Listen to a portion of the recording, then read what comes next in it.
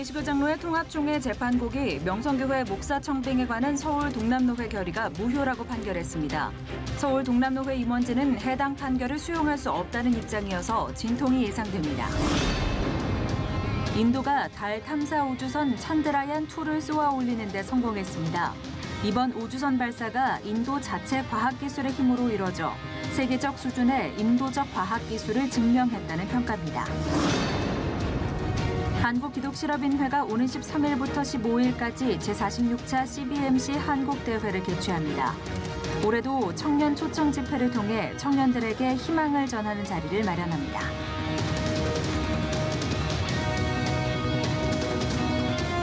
여러분 안녕하십니까? C채널 매거진 굿데이 첫 소식입니다. 대한예수교 장로회 통합총회 재판국이 명성교회 담임 목사 청빙은 무효라고 판결했습니다. 지난해 102회기 총회 재판국의 명성교회 담임 목사 청빙 관련 1심 선고를 번복한 건데요. 하지만 지난 7월 25일 열린 임시노회를 통해 합법적으로 선출된 서울 동남노회 신임원진은 해당 판결을 받아들일 수 없다는 입장이어서 향후 진통이 예상됩니다. 변현준 기자가 보도합니다. 지난 2018년 8월 7일 예장통합 102회기 총회 재판국이 내린 명성교회 위임 목사 청빙 유효 판결. 명성교회 교인들의 위임 목사 청빙 결의가 총회법으로도 인정되면서 관련 논란은 일단락됐습니다.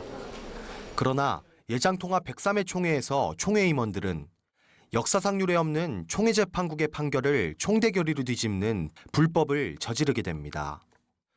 불법적 결의를 통해 취소된 102회기 총회 재판국의 청빙 유효 판결. 이번 총회 재판국은 103회 총회가 불법적 결의로 취소한 원심을 재심하면서 시작 전부터 논란을 빚었습니다. 원심 없는 재심이 어디 있냐는 것. 결의로 해석을 폐기시키는 것은 불가능하다고 규칙은 말하고 있습니다.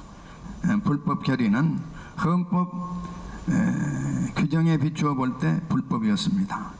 총대들의 판단력도 흐려져서 총회는 재판국의 판결을 취소하는 결의까지 해버리고 만 것입니다. 재판 판결까지 취소시켜 재심까지 불가능하게 만들어버린 것입니다. 원심 없는 재심은 없습니다. 또 피고 경정 문제도 제기됐습니다. 재심 판결을 내리기 전인 지난 7월 25일 서울 동남노회는 합법적인 절차를 통해 임원진을 선출했습니다. 이번에 재심한 청빙결의 무효 소송의 피고는 서울 동남노회의 노회장이기 때문에 새로운 노회장인 최관선 목사로 피고가 경정돼야 했지만 이 과정이 생략됐다는 것. 교단헌법 권징편 제155조에는 재판국이 피고의 경정을 결정했을 때 그 결정 정본을 새로운 피고에게 송달해야 한다고 규정돼 있습니다. 또 헌법시행규칙 제77조를 보면 피고 경정에 결정이 있을 땐 피고에 대한 소송은 취하된 것으로 본다고 명시돼 있습니다. 따라서 총회 재판국은 새로운 피고로 경정 절차를 거친 후 피고에게 진술할 기회를 주고 재판을 다시 시작하는 것이 순서였지만 교단헌법의 질서를 무너뜨린 채 바로 판결을 내린 것. 또 이번 판결의 근거 또한 문제가 있다는 목소리가 이어지고 있습니다. 총회 재판국은 교단헌법 제28조 6항을 근거로 명성교회 청빙 결의를 무효화했습니다.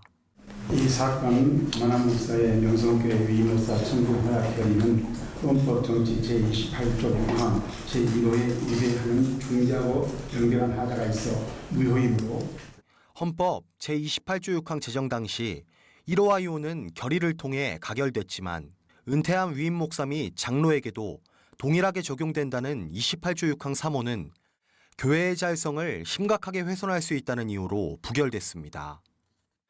101회기 총회부터 103회기 총회까지 헌법위원회는 줄기차게 교인의 자유와 기본권 침해의 소지가 있기에 해당 조항은 수정, 삭제, 보완이 필요하고 은퇴한 목사의 자녀는 정치 28조 6항 1호에 적용할 수 없다고 해석해오고 있습니다.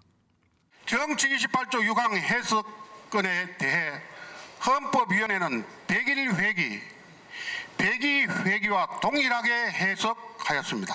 은퇴한 목사에 대해서는 정치 28조 6항 1호에 적용할 수 없다. 그리고 103회기에 법리부서 보고받지 않은 결의는 무효라고 해석했습니다. 총회 임원회는 조속히 해석한 것을 기관에 통보하여 모든 것이 정상화되게 하여 주시기를 당부드립니다. 그러나 부결된 3호의 내용을 1호에 포함시켜 확대 해석해 내려진 이번 판결. 서울 동남노회 임원진은 이번 판결에 법적 하자가 많아 그대로 수용할 수 없다는 공식 입장을 밝힐 것으로 알려져 예장통합총회의 장기적 이슈로 지속될 전망입니다. C채널 뉴스 배는준입니다. 한국회 언론회가 지난달 경기도의회가 성평등 기본조례 개정안을 통과시킨 데 대해서 규탄 성명을 발표했습니다. 한국회 언론회는 경기도의회는 기독교의 반대에도 불구하고 제3의 성을 인정할 수 있는 조례 개정안을 통과시켰다면서 이는 사회 혼란을 부추기게 될 거라고 비판했습니다. 이어 성평등위원회 설치로 인해 막대한 예산 지원을 하게 된 것을 우려하며 경기도가 이런 조례를 폐지할 때까지 각종 운동을 펼쳐갈 것이라고 말했습니다. 경기도 홈페이지 내 경기도 성평등 조례, 성인지 예산제 조례에 대한 제의 요구 관련 긴급 청원에 지난 1일 기준 5만 600여 명이 추천하고 있는 등 반대 목소리가 커지고 있습니다.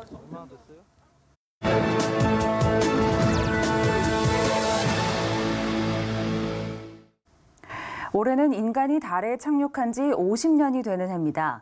미국을 비롯한 많은 국가들이 우주산업 전쟁에 뛰어들고 있는데요. 네, 이 대열의 어깨를 나란히 하고 있는 국가가 인도입니다. 지난달 인도의 우주연구기구는 세계에서 네 번째로 달 탐사 우주선 찬드레안2를 쏘아 올리는 데 성공했는데요. 달에 배란 뜻을 갖고 있다는 찬드레안 우주 탐사선 관련 소식, 인도의 이윤식 박사 전화 연결해서 내용 들어보도록 하겠습니다. 자, 박사님, 인도의 우주 탐사는 언제부터 시작이 됐습니까?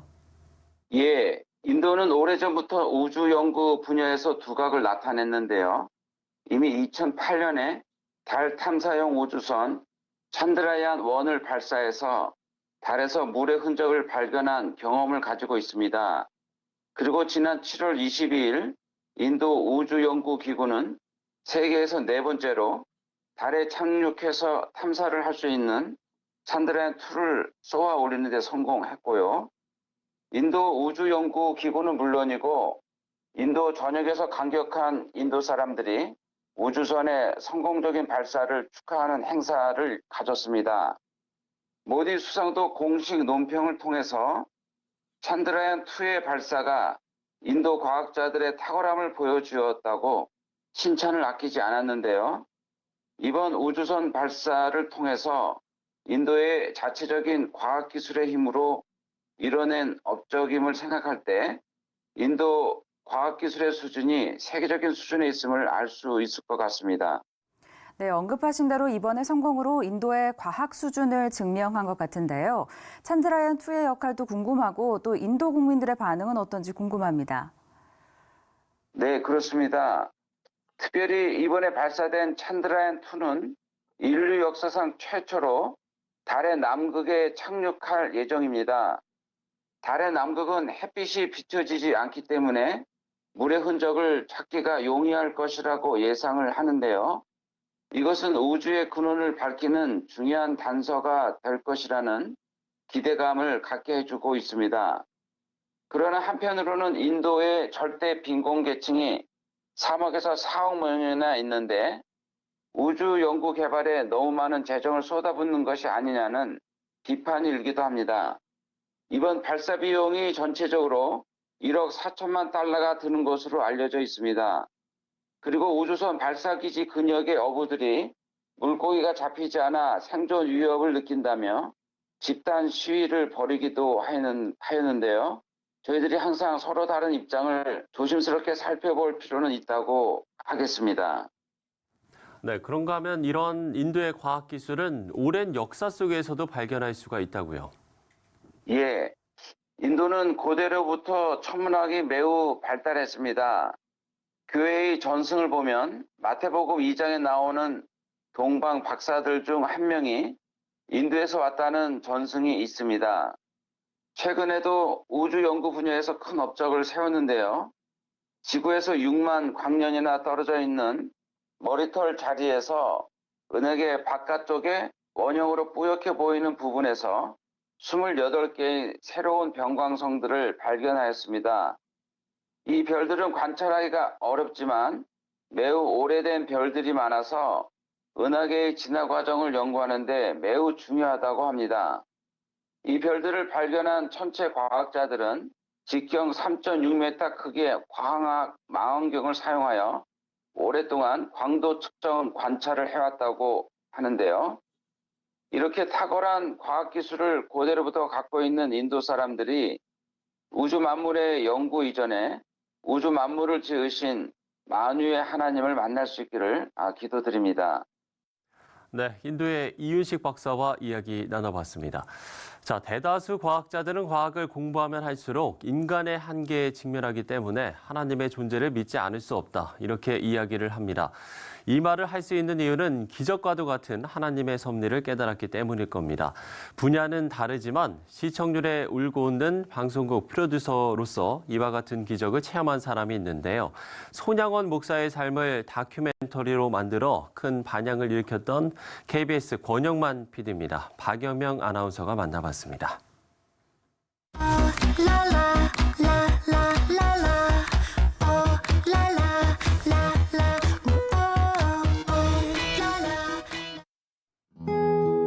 KBS 한국방송에 입사하고 7년 정도가 지난 후의 일이었습니다. 37의 나이에 오후 늦게 예수님께서 마태복음을 통해 말씀하신 포도원의 일꾼으로 부르심을 받았다고 권영만 감독은 하나님과의 첫 만남을 그렇게 기억했습니다. 그동안 이제 방송 생활 때문에 거의 교회는 아예 생각조차도 하지 않았었고 또 불신자 가정에서 태어났으니까는 그러다가 아내가 이제 아주 드물게 이제 권유는 했지만 거의 무시한 상태였었고 그러다가 이제 계속되는 그 방송 생활의 어떤 스트레스, 그 억압과 그 긴장과 이런 것 속에서 어떤 그 방송의 의미뿐만 아니라 또 그 인생에 대한 가치나 의미까지 아주 공허하게 느껴질 때가 심각하게 공허하게 느껴질 때가 있었어요. 그 순간에 딱 하나님 찾아오신 것 같아요. 그러니까 그날도 이제 술에 취해서 들어와서 정신없이 자고 있었는데 그 오바이트하고 술 먹고 스트레스에 얼마나 그 얼굴이 괴로웠겠어요. 근데 이제 아내가 딱 이제 무릎 꿇고 기도하고 나서 한 5분도 안 지나서 내가 이제 그 아기처럼 얼굴이 변해서 그렇게 평안하게 자고 있더래요.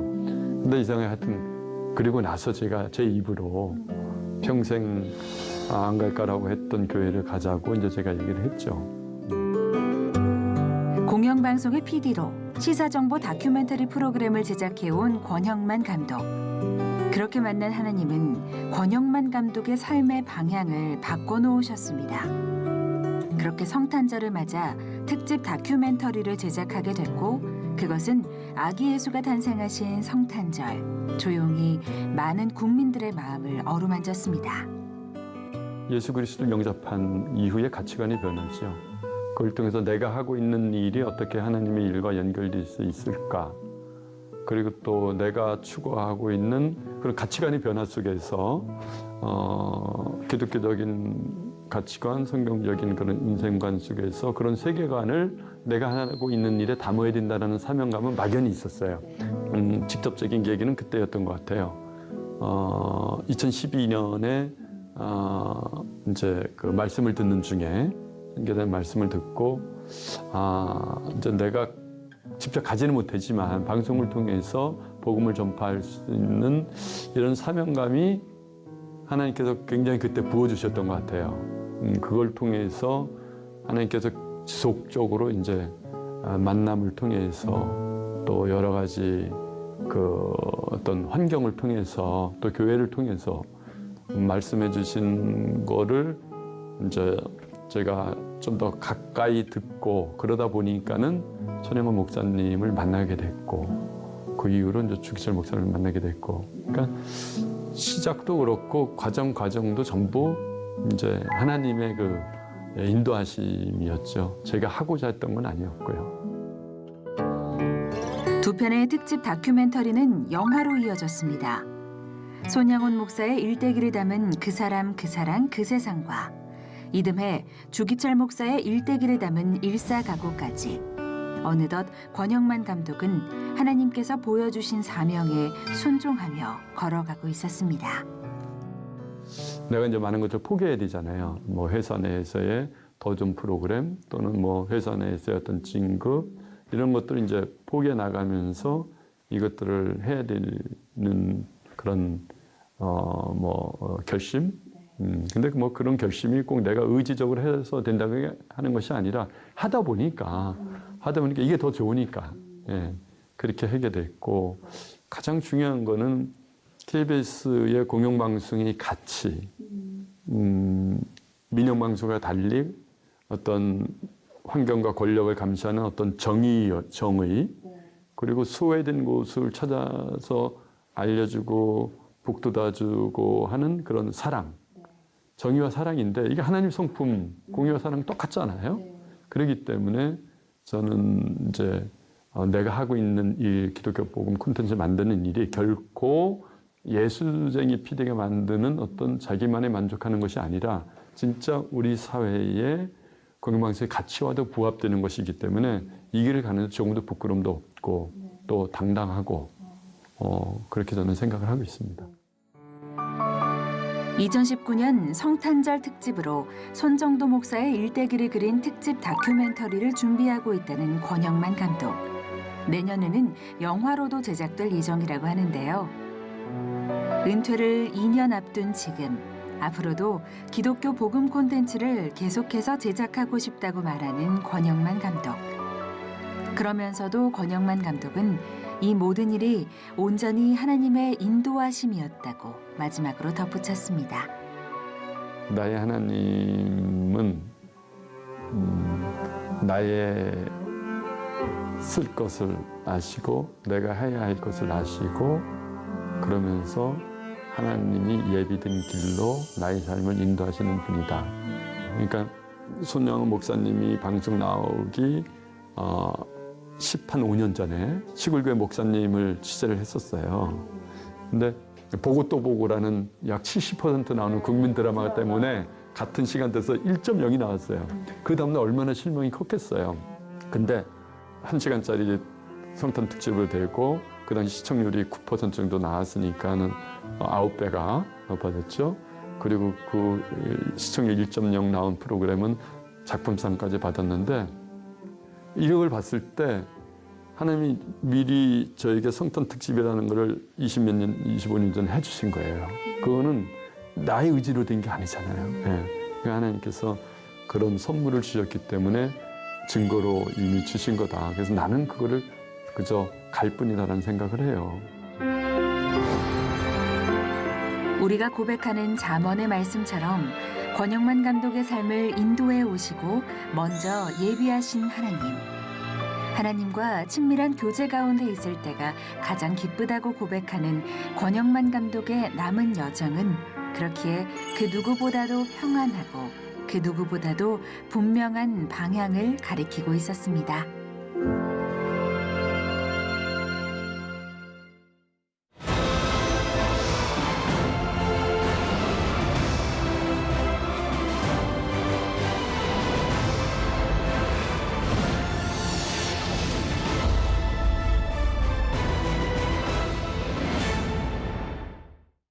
믿음의 순례길을 안내해드립니다. 충신대학교 라은성 교수 나오셨습니다. 교수님 안녕하십니까? 안녕하세요. 네. 고맙습니다.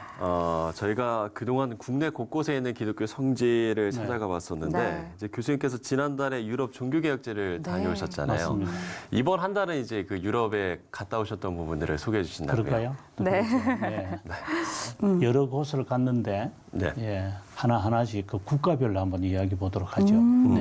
자, 매년 좀 종교개혁지를 좀 방문하고 계신가요? 네, 대개 한 2년 또는 3년마다 한 번씩. 제가 교회사를 전공하다 보니까 네.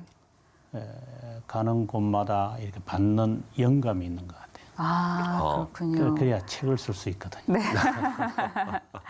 그러면은 이번에는 어딜 좀 다녀오셨나요? 네덜란드를 처음에 갔다가 네. 벨기에, 뭐 프랑스, 스위스, 그다음에 체코, 그다음 독일 이렇게 한 바퀴 돌고 갔죠. 네. 특별히 그 네덜란드의 암스테르담 네. 수도잖아요. 네. 뭐 아름답더라고요. 근데 건물들이 따뜻하게 붙어 있잖아요. 네, 그렇죠. 딱 붙어가 너무 신기하게. 물론 그것도 신기했지만 그보다 더 중요한 것은 그 중심가에 건물 마치 그 수도원처럼 건물 안에 교회가 하나 있어요. 겉으로 볼 때는 건물로 둘러싸여 있으니까 안에 네. 교회 있는 것도 모르는데 예. 그 교회가 1607년에 이 교회가 만들어진 교회예요. 그 교회 이름이 영국 개혁교회라고.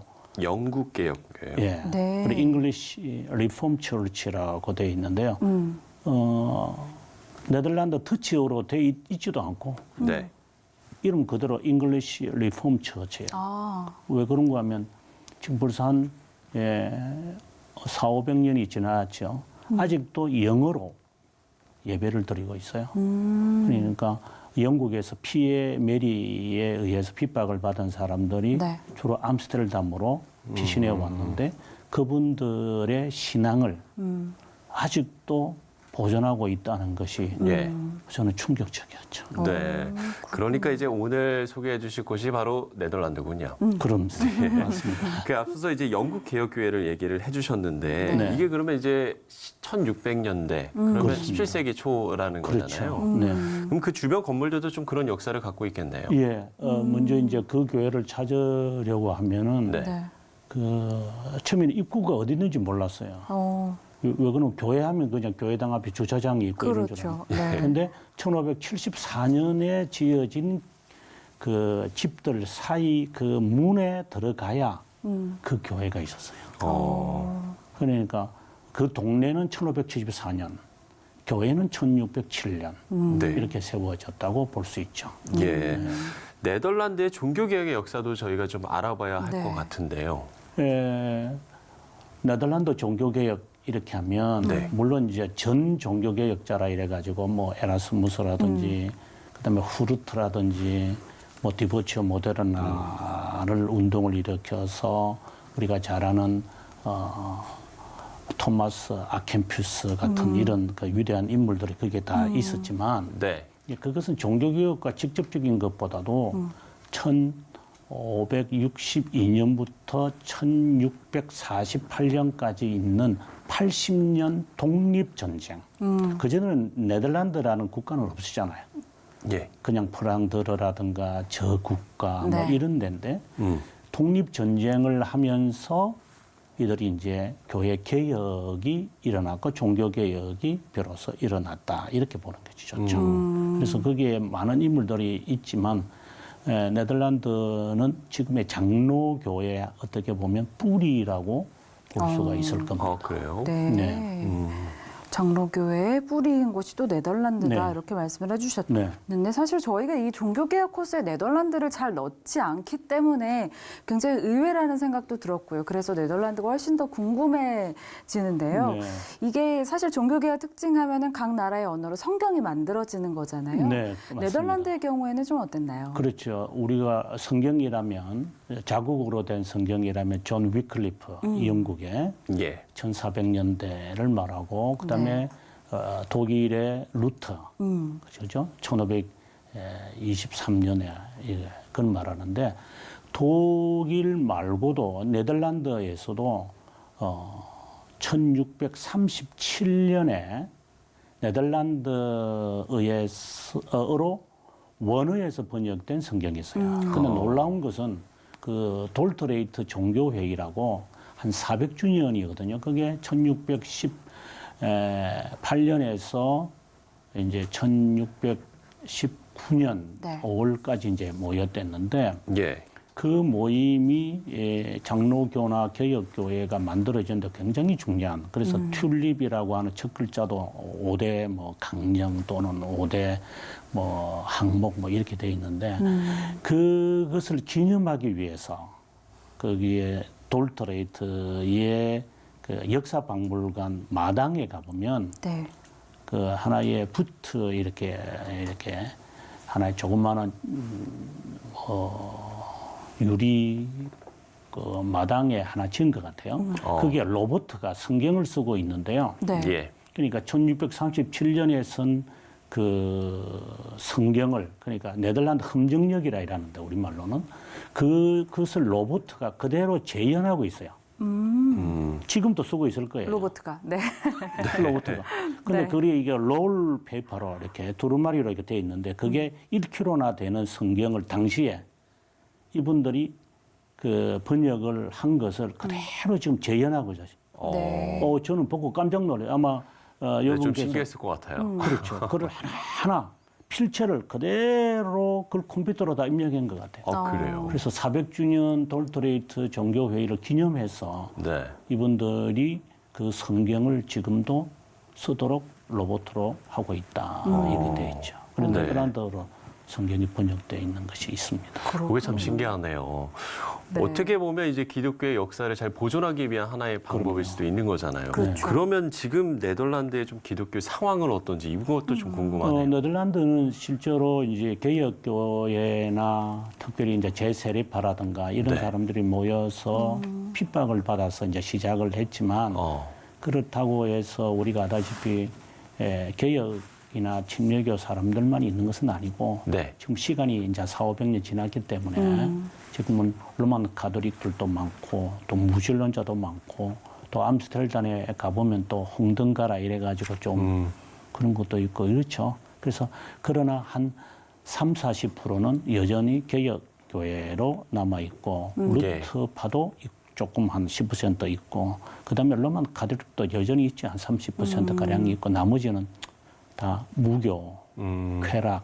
그래서 뭐 네덜란드에서 우리 개혁교회가 시작을 했다고 하더라도 실제로는 시간이 많이 지났기 때문에 한 반가량은 한 40%가량은 그냥 무신론자로 남아있지 않겠나 하지만 그중에 1%라도 예를 들어서 제가 최하로 잡았지만 10%라도 좋아요.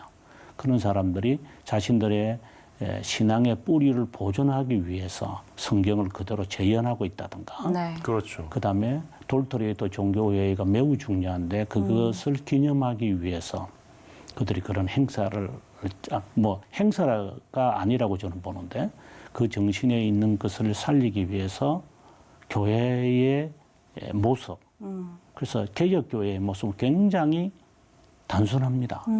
이렇게 형상이나 스테인드 글라스 같은 것이 없고 의자도 들어가 보면 의자도 우리는 좀 극정식 조금 교회 좀 괜찮아지면 극정식 의자 뭐 이렇게 패드를 붙이고 이러지만 그들은 400년이 지나든 500년이 지나든 그 모습 그대로 앉아서 예배를 보는 그런 모습들이 한편으로 보면은 꼰대같이 보이기도 하고 하지만 저 역사를 하는 저로서는 고마운 것 같아요.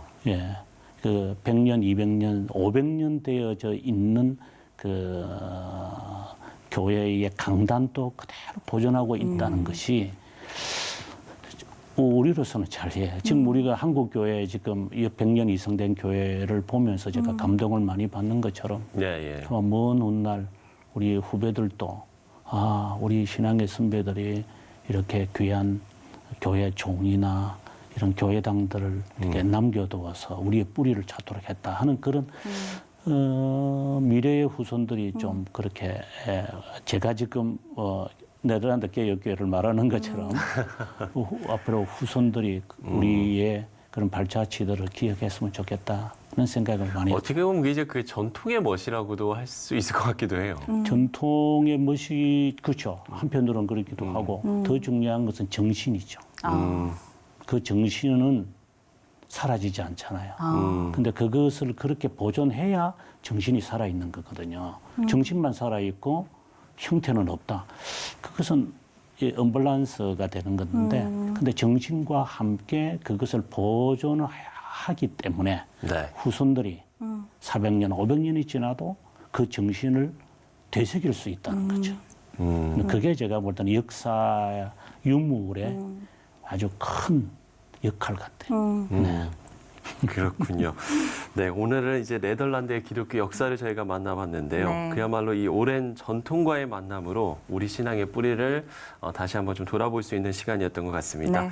네, 총신대학교 라은성 교수와 이야기 나눠봤습니다. 교수님 오늘 말씀 고맙습니다. 감사합니다. 감사합니다.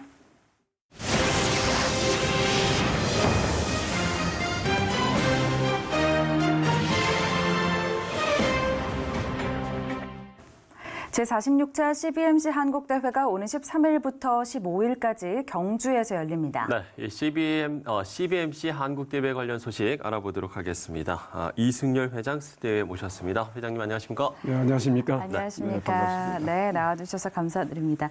자, 이제 다음 주입니다, 회장님. 막바지 준비가 한창이실 것 같은데요. 매년 좀 행사 개최지가 바뀌는 것으로 알고 있는데 이번에는 경주에서 열린다고요? 그렇습니다. 네, 대회를 좀 소개를 부탁드립니다. 네, 이번 경주 대회는 네. 한 14, 15년 만에 이렇게 다시 개최를 합니다만은 네.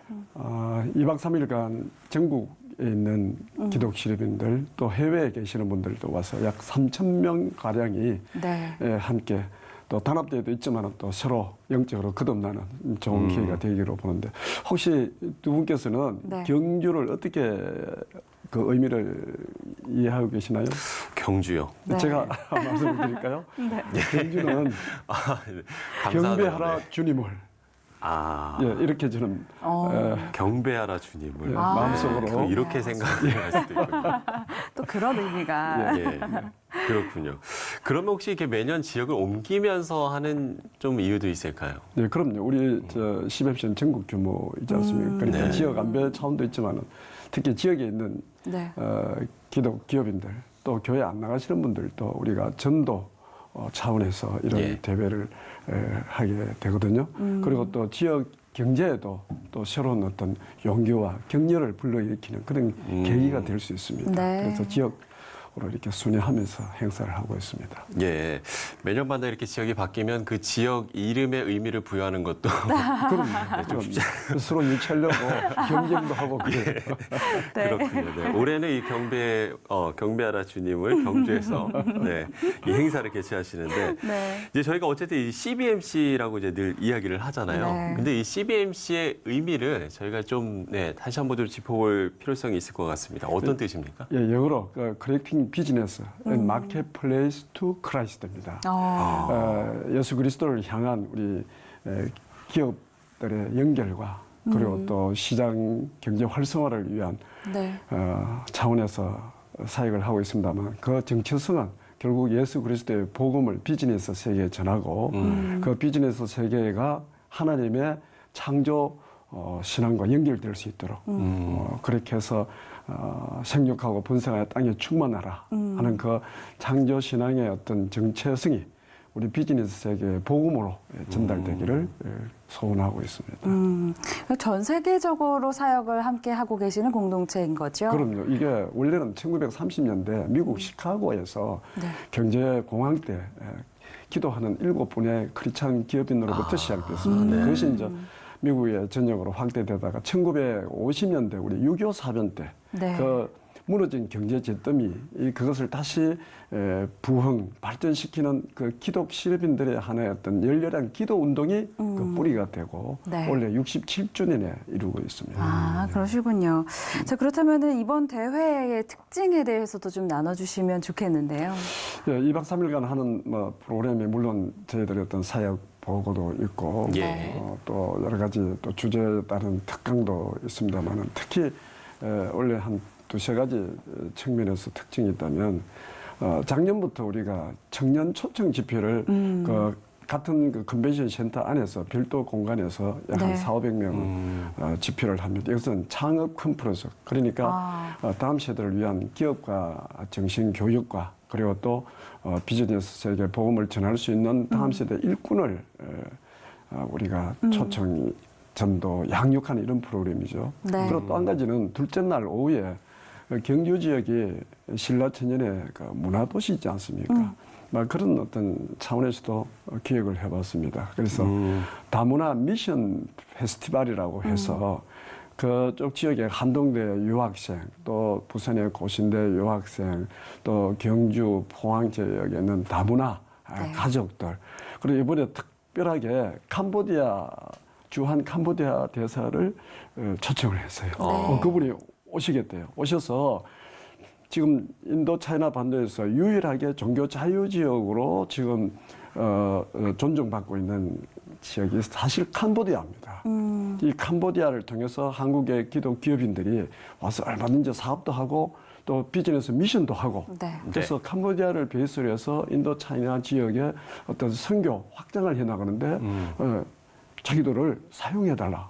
이런 말을 본인이 와서 하겠대요. 네. 그게 우리 선교 차원에서 굉장히 중요한 하나의 메시지가 될 것 같아서 제가 일부러 초청을 드렸습니다. 예. 아무튼 막 이런 조금 특징적인 뭐 사례를 가지고 지금 기획을 해왔습니다. 예. 네. 그러면 이제 이번 대회 주제는 어떤 걸까요? 만민을 위하여 기치를 들라. 이사야 62장 10절 말씀인데 네. 우리가 어떤 집단 이규제에 빠져가지고 우리끼리 하는 경향들이 없잖아 있습니다. 네. 우리 기독 치료변회도 과감하게 우리의 어떤 그 울타리 성문 밖으로 나가서 네. 그래서 백성의 올 길을 수척하고 그 길에 있는 장애물들을 제하고 만민을 위해서 기치를 예수 그리스도의 기치를 들고 이 시대의 어려운 경제난과 또 어떤 우리 남북한 또는 국제사회의 새로운 어떤 하나의 국가 발전의 그 이미지를 우리 기독인들이 기독 시민들이 한번 기치를 들고 나아가보자 하는 게 이번 대회의 하나의 슬로건이고 주제입니다. 네, 그러시군요. 아까도 잠시 말씀해 주셨지만 사실 CBMC는 청년들에 대한 관심을 계속해서 갖고 계시고 군선교도 그렇고요. 네, 그렇습니다. 이번에도 따로 별도로 청년 초청 집회를 진행하신다고 들었는데 그러면 구체적으로 어떤 내용으로 좀 청년들을 위해서 프로그램이 준비가 되어 있나요? 예, 그 2017년도에 노산훈련소에서 우리가 한국대회를 했거든요. 예. 아주 참 획기적인 대회가 됐습니다. 그 장병들을 위로할 뿐만 아니라 그들에게 새로운 인생의 어떤 진로에 대한 어떤 메시지, 네. 용기, 지혜를 이렇게 일으켜준 행사가 됐는데 이 군선교도 결국은 청년들 집회잖아요. 그렇죠. 그렇죠. 마찬가지로 거기서 저희들이 영감을 얻고 네. 우리 군 장병들뿐만 아니라 우리 전국에 있는 기독 청년들이 지금 많은 일자리 문제라든가 여러 가지 어려운 고민들이 많지 않습니까? 이들을 초청해서 창업 컨퍼런스, 그러니까 기업과 정신과 함께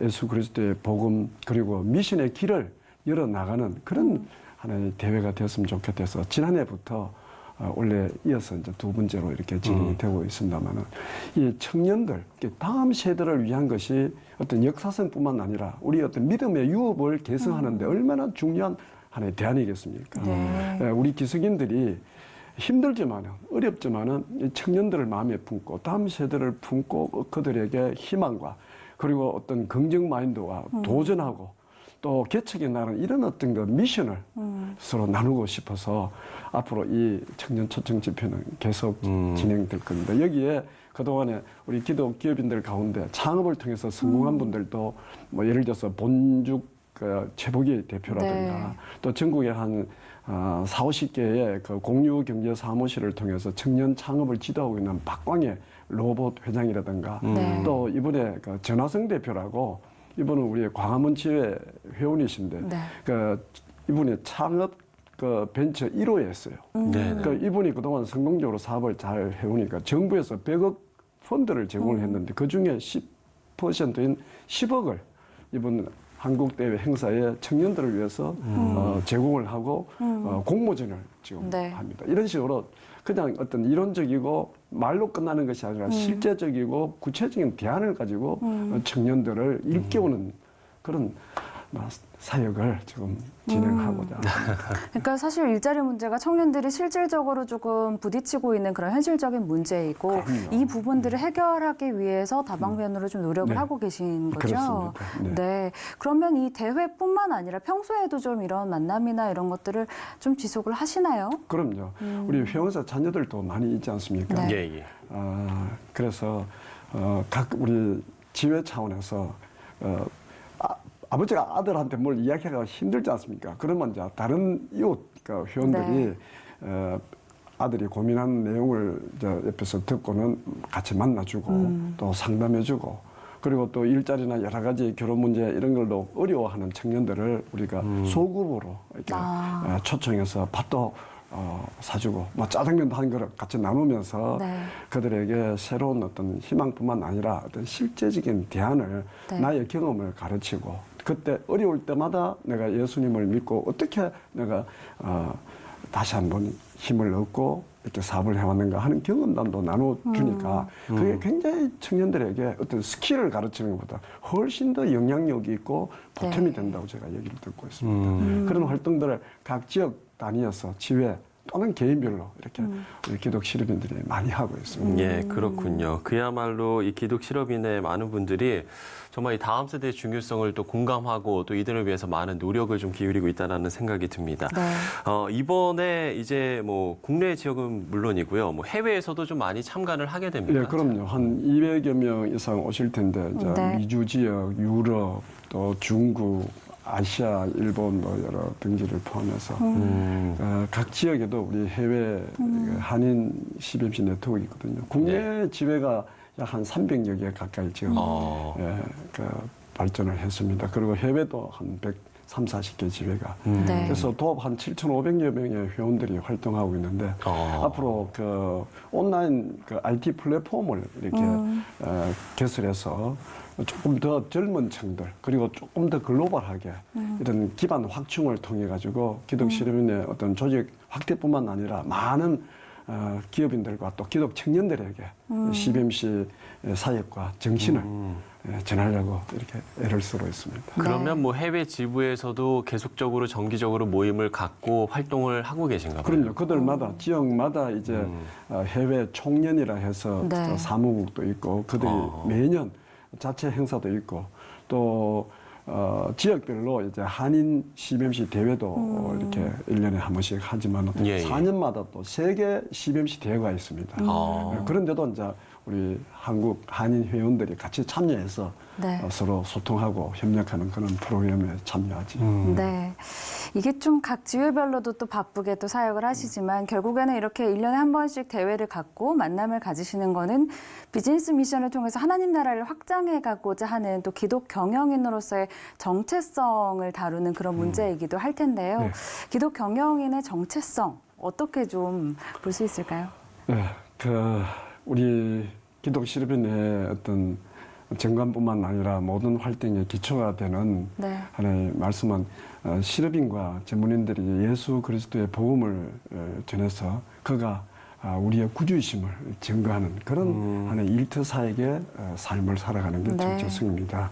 그걸 한마디로 얘기하면 또 비즈니스 세계의 복음을 전하는 이런 사역인데 흔히 요즘 비즈니스 포미션, 그러니까 미션을 위한 비즈니스도 그동안 전통적으로 해왔습니다만 네. 또 최근에 비즈니스 에즈 미션이라는 말로도 좀 우리가 많이 해석을 하고 있지 않습니까? 저는 사실 솔직히 조금 더 적극적으로 나아가서 비즈니스 이즈 미션, 하나님이 이 세상을 창조하신 그 창조신앙, 그것을 우리의 어떤 비즈니스 일터에 적용하는 것. 네. 그러고 보면 우리의 어떤 기독 기업인들의 비즈니스야말로 바로 하나님이 우리에게 주신 그 창조 신앙을 내 일터에서 재현하고 또 발전시키고 심화시켜 나가는 하나의 일이라고 생각합니다. 그래서 우리의 어떤 기업과 일터는 정말 숭고하고 하나님의 거룩한 임재가 있어야 된다고 보고 힘들지만은 어렵지만 사업하기 쉽지 않지 않습니까? 네. 어렵지만은 그래도 내가 하나님을 모시고 일터 사역을 통해서 하나님의 그 창조 세계의 비전과 그리고 또 세상을 위해서 정말 기치를 들고 나가는 이런 어떤 역할을 해내자. 이게 하나의 우리들의 정체성이라고 봐도 과언이 아닙니다. 네. 네, 알겠습니다. 자, 올해 CBMC 한국대회가 오늘 13일부터 경배하라 주님을 경주에서 열리게 됩니다. 계획하신 모든 일정이 잘 이루어지시길 바라고요. 또 올해도 네. 기쁨의 열매들이 많이 열리길 기도하도록 하겠습니다. 한국기독실업인회 이승엽 회장과 이야기 나눠봤습니다. 회장님 오늘 말씀 고맙습니다. 네, 감사합니다. 감사합니다. 대한예수교장로회 통합총회 재판국이 명성교회 목사 청빙에 관한 서울 동남노회 결의가 무효라고 판결했습니다. 향후 진통이 예상됩니다. 한국교회 언론회가 경기도의회가 지난달 성평등 기본조례 개정안을 통과시킨 데 대한 규탄 성명을 발표했습니다. 인도가 세계에서 4번째로 달 탐사 우주선 찬드라얀2 발사에 성공했습니다. 한국기독실업인회가 오는 13일부터 15일까지 제46차 CBMC 한국대회를 개최합니다.